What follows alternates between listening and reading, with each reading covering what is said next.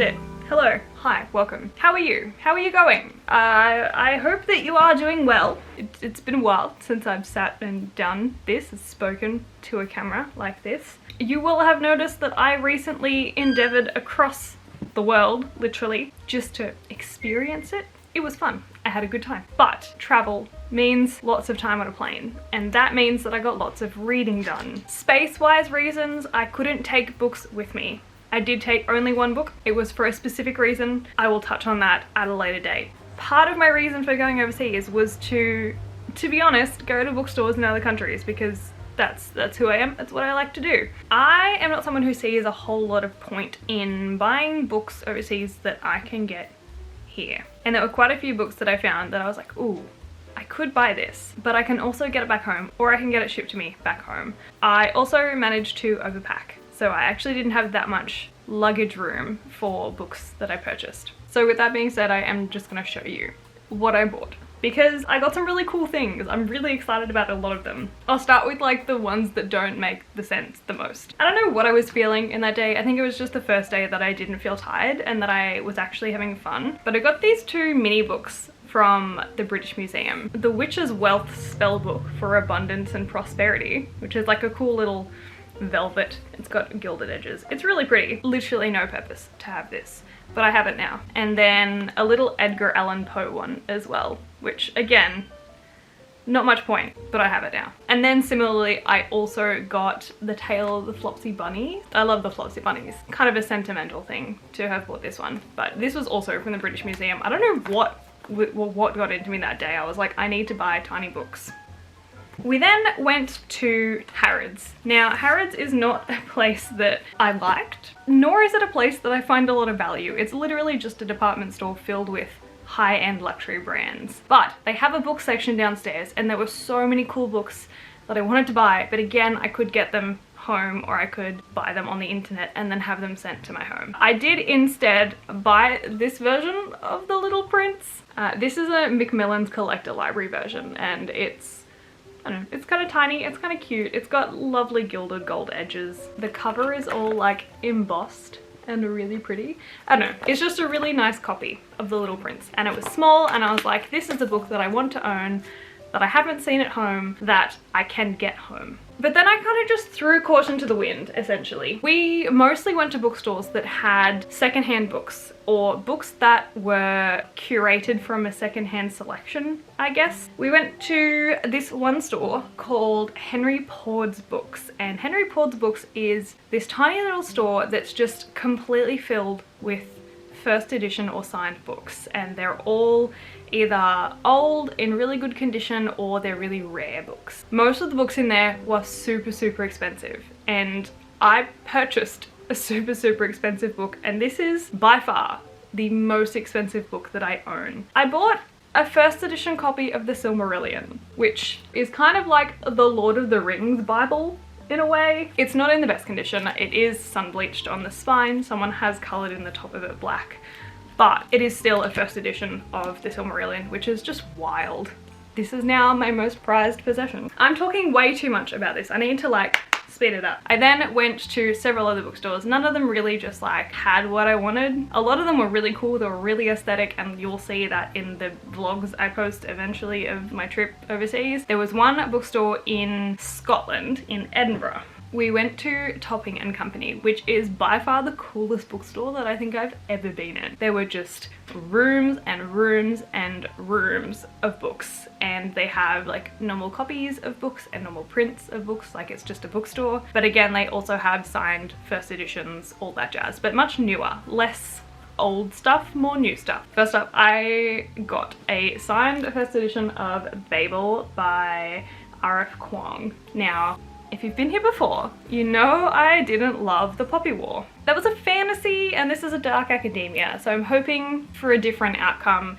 It's a book that I was gonna buy anyway. To be honest, it wasn't that much more expensive than what I would have paid here in Australia anyway for just a normal copy of it, because books are so expensive in Australia. But I haven't read this yet. I will be reading this at some point in the near future. While I was there, this is, again, I broke my own rules of not buying things that I could get shipped to my house. I bought I Want to Die, But I Want to Eat Tteokbokki, and I have actually already read this. This is a part of the Bloomin' Readathon, which is happening right now. If you're not reading along, what you should be.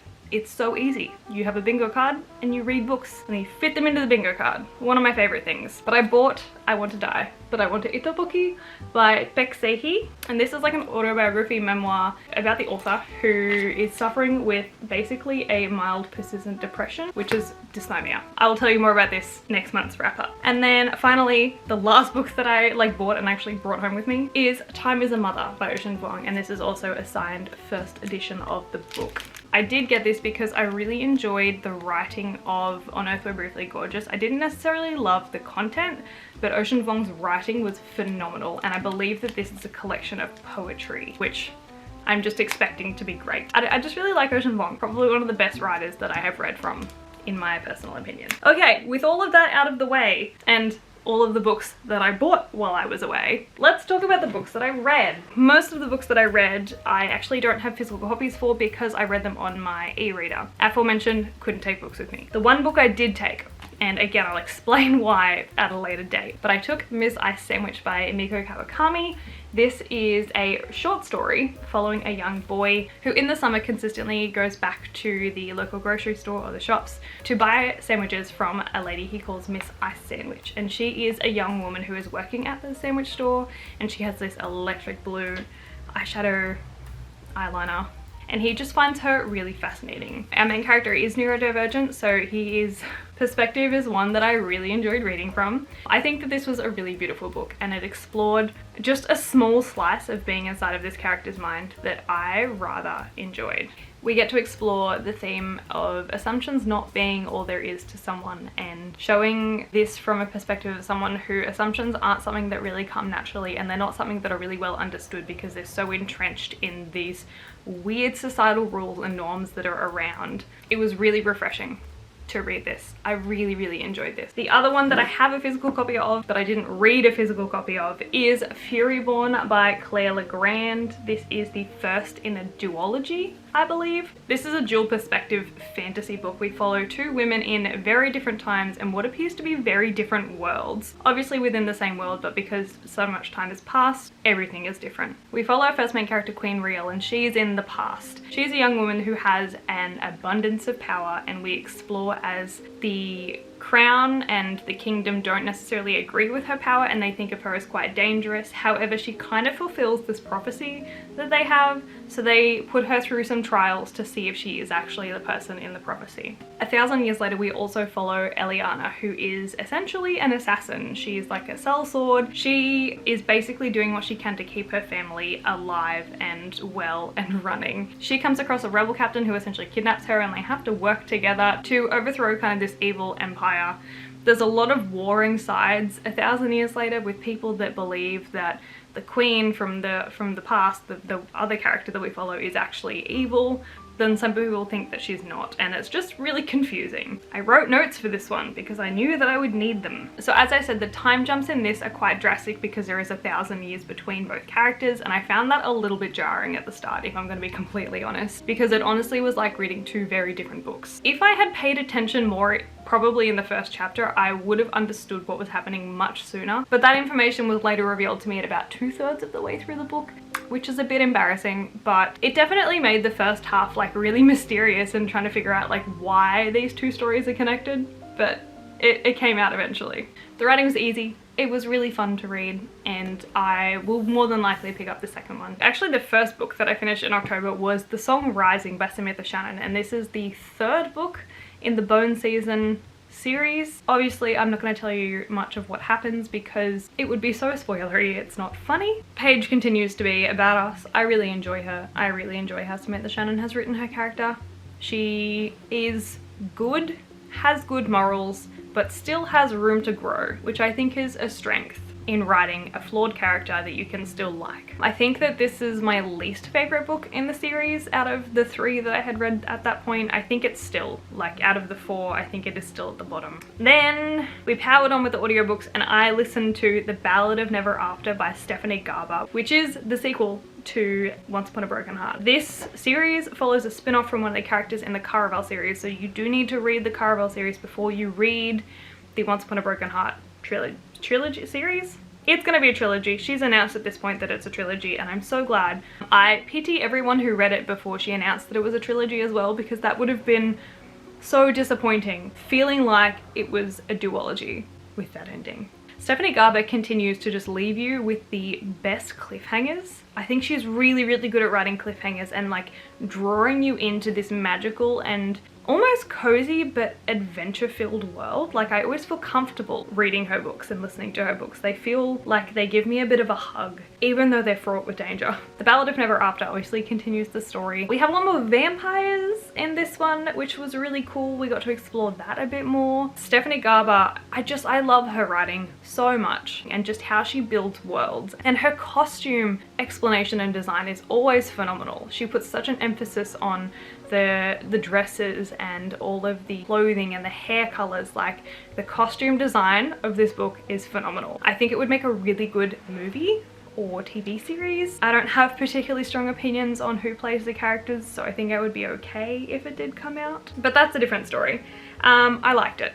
I'm excited for the third one. I don't know when it's coming out. I need to look that up. I then read 2 books set in Scotland, and this was completely unintentional. So I read When a Scot Ties the Knot by Tessa Dare. Wow, hi, welcome back. Slight change because production issues, technical issues. Tessa Dare is someone who has been on my radar for quite some time, and I have been wanting to read her books, I don't know, for the longest time. And historical romance is something that I've never really dipped my toe into. I did read this on the plane ride over to London, so I wasn't quite in Scotland at that point, but I was on my way. I was getting ready. I wasn't super into When a Scot Ties the Knot. It's just not my kind of romance. I don't like those kinds of characters. The story follows our main character. I honestly could not even tell you her name. She is British. She was essentially gifted land in Scotland after a whole bunch of stuff went down. To avoid having to go to like matchmaking and debutante things, she invents this fiance,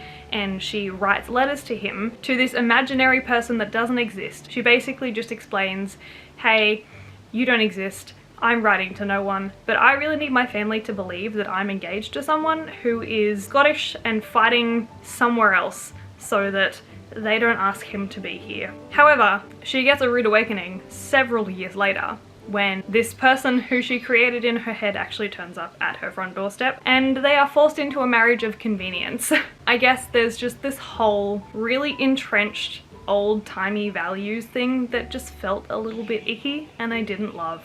It was short, it was easy to read, it did what it came to do. It got me through that flight. And the last book that I read The Panopticon by Jenny Fagan. If you don't know, a panopticon is essentially like a prison structure in which all of the cells are in like 2 semicircle shapes, or in a circle. From the watchtower in the middle, you can see into every part of every cell, so they're always watched. And in this book, the panopticon has been turned into essentially like a juvenile home for troubled young teens who are in trouble with the law or with their mental health. We start the book with Annis, our main character. I can't say her name properly. She is being put into the back of a police car and being shipped off to the panopticon because she has been found with her uniform, school uniform, covered in blood, and a police officer in a coma, and they believe that she did it. Annis has a history riddled with trauma. She is just doing the best she can to survive. Despite the fact that she's just a bit of an unhinged kiddo, she is just really fun to follow. There's so many events that happen in this book that are just hectic. They're traumatic. They just genuinely are traumatic events that happen. This book has a real sense of that found family vibe, which is I think why I liked it so much. It felt comfortable to read, even though it was just riddled with incredibly traumatic and heavy topics and themes. I loved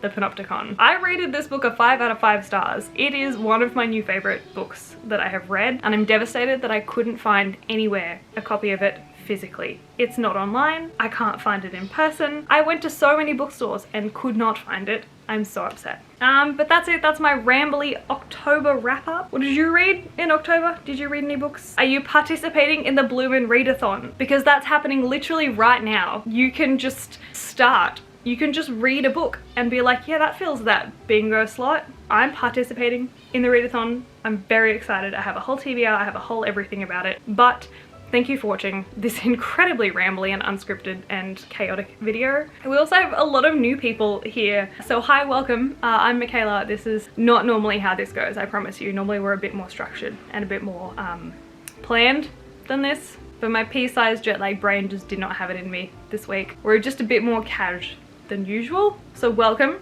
to the chaos. Welcome to this here family. I hope you enjoy your stay. But that is all.